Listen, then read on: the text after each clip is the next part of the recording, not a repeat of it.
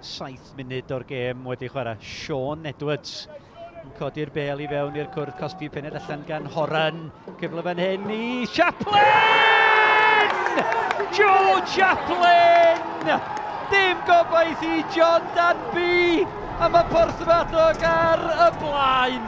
Y gic rydd yn cael ei chodi fewn i'r cwrt. Y peniad yn llac gan Horan ac yn manteisio o Joe Chaplin.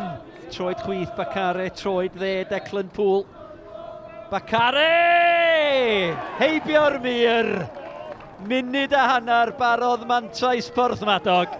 A Michael Bacare, cic rydd hyfryd yn unioni'r sgôr. Danby ar geic gol. Wild ei lygad arni hi.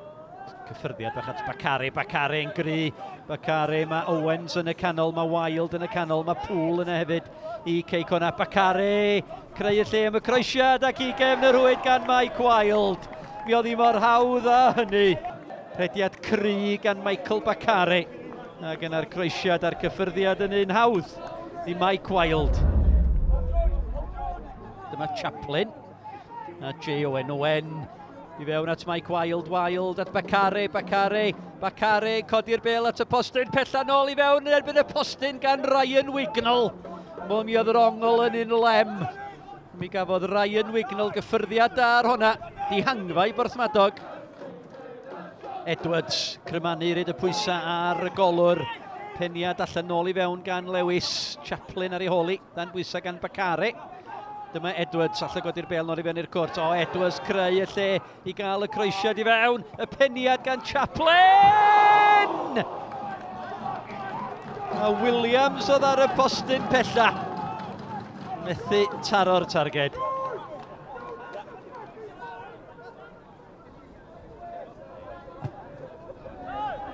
Bacare. I gyfeiriad Owens, dyma Wild. Mike Wild i'w selio hi!